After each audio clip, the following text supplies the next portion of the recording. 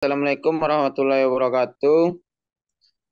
Waalaikumsalam. Di sini kami kelompok 2 yang beranggotakan Sylvia May Putri dengan NIM 230051100, Cindy Rahmayuni dengan NIM 230051101, Fadila Abdelisa Ananta dengan NIM 230051115, dan saya sendiri Zian Avetra dengan NIM 230051112. Baiklah, di sini kami akan menyampaikan materi tentang program PNF bertipe pengembangan atau developmental. Baiklah, untuk materi pertama akan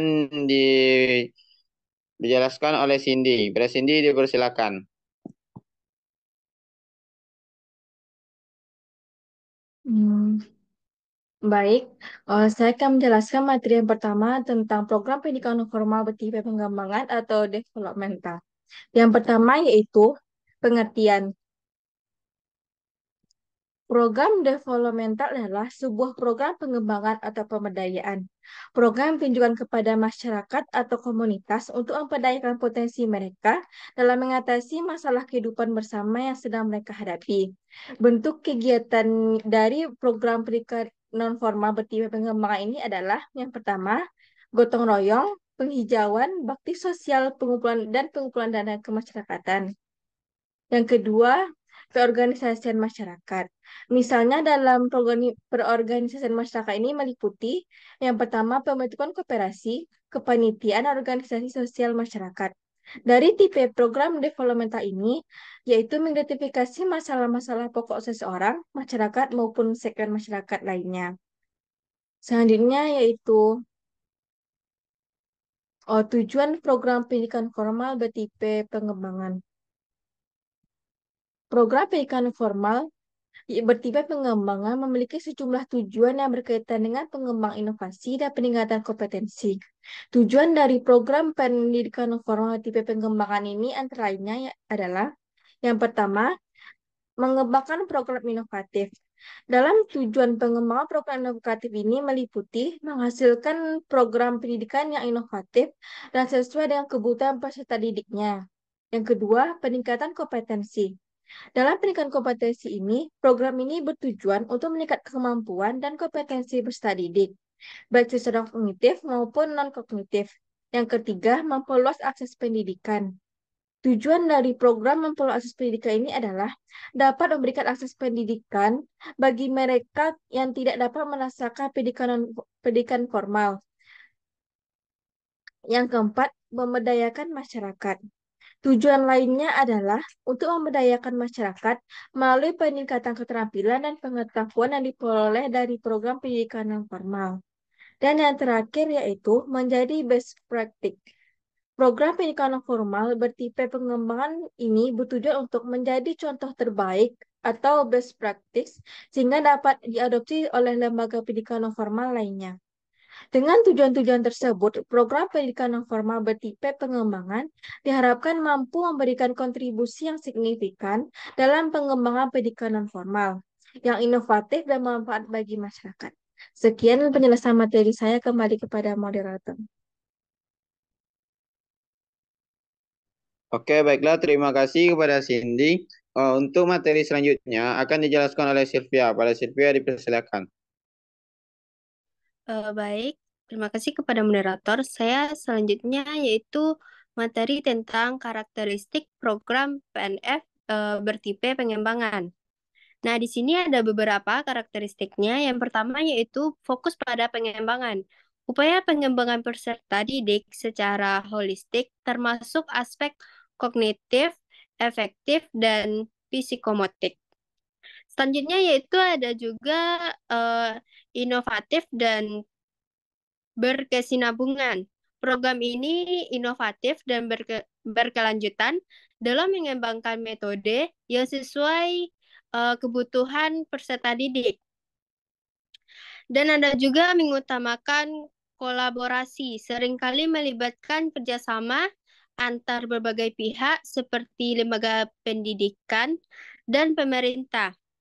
Ada selanjutnya mengutamakan hasilo dan dampak. Program ini cenderung menintik berat didasarkan pada evaluasi hasil dan dampak dari program.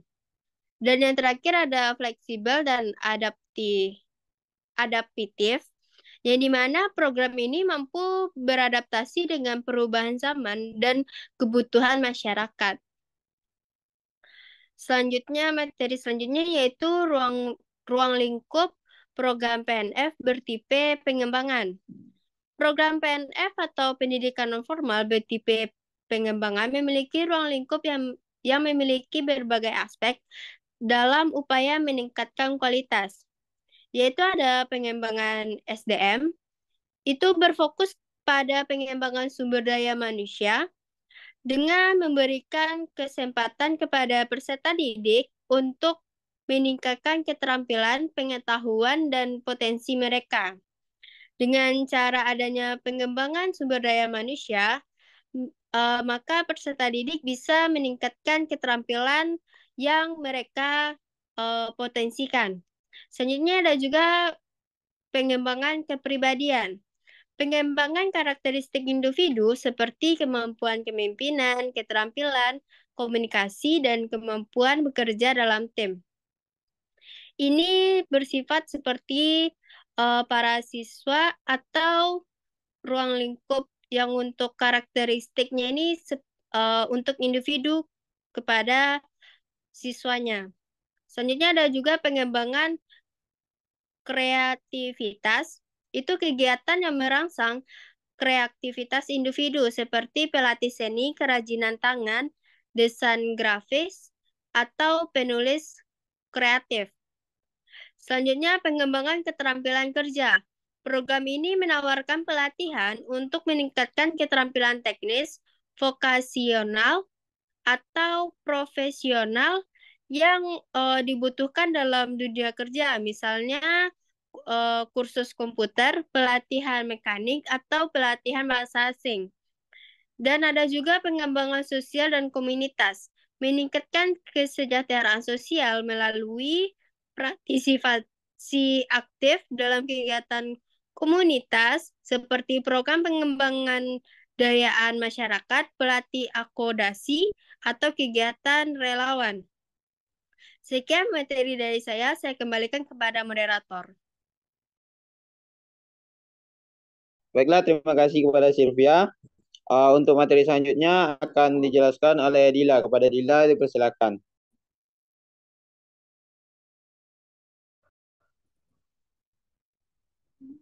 Baik, di sini saya akan menjelaskan materi tentang praktik program PNF bertipe pengembangan. Yang pertama, identifikasi kebutuhan. Langkah awal adalah melakukan analisis kebutuhan untuk mengetahui keterampilan atau kapasitas apa yang perlu dikembangkan. Yang kedua, perencanaan program. Merancang program yang spesifik dengan tujuan yang jelas dan metode pelaksanaan yang sesuai. Perencanaan ini mencakup pemilihan materi, instruktur, dan durasi program. Yang ketiga, pelaksanaan program. Program kemudian dilaksanakan sesuai rencana, misalnya melalui pelatihan, workshop, kursus, atau kegiatan praktik lainnya. Pelaksanaan ini harus fleksibel dan adaptif terhadap kebutuhan peserta. Yang terakhir, evaluasi dan tindak lanjut. Evaluasi ini penting untuk mengidentifikasikan apa yang berhasil dan apa yang perlu diperbaiki. Tindak lanjut bisa berupa program lanjutan, mentoring, atau dukungan laman untuk memastikan peserta terus berkembang.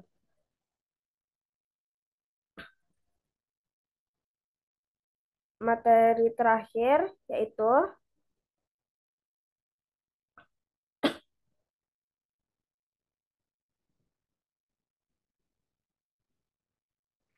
contoh praktik program-program PNL bertipe perkembangan. Yang pertama yaitu pelatihan kewirausahaan untuk pemuda desa. Program ini mungkin mencakupi pelatihan dalam perencanaan bisnis, manajemen keuangan, dan pemasaran untuk membantu pemuda desa melalui usaha mereka. Pelatihan kewirausahaan untuk pemuda desa bertujuan untuk membantu pemuda desa mengembangkan keterampilan, pengetahuan, dan yang diperlukan untuk memulai dan mengelola usaha mereka. Adapun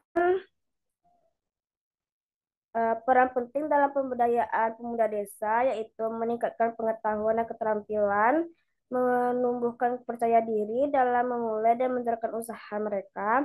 Yang ketiga, menciptakan jaringan dengan pelaku usaha lainnya. Dan yang terakhir, mendorong inovasi dan kreativitas dalam mengembangkan usaha. Yang kedua, kursus menjahit untuk ibu rumah tangga. Program ini bisa memberikan keterampilan menjahit yang mungkin untuk ibu rumah tangga untuk menghasilkan pendapatan tambahan dari rumah. Manfaat dari kursus menjahit untuk ibu rumah tangga adalah mereka dapat meningkatkan keterampilan menjahit, membuka peluang untuk memastikan pendapat tambahan dan meningkatkan kualitas hidup ibu rumah tangga. Uh, Yang terakhir yaitu pelatihan kepemimpinan untuk anggota komunitas. Program ini memungkinkan melibatkan pelatihan kepemimpinan dan manajemen konflik untuk meningkatkan kapasitas anggota komunitas dalam mengelola organisasi atau proyek komunitas. Manfaat dari kepemimpinan dapat meningkatkan kapasitas kepemimpinan anggota komunitas, meningkatkan kemampuan mengelola konflik, dan meningkatkan efektivitas pengelolaan organisasi atau proyek komunitas. Sekian materi dari saya kembalikan ke moderator.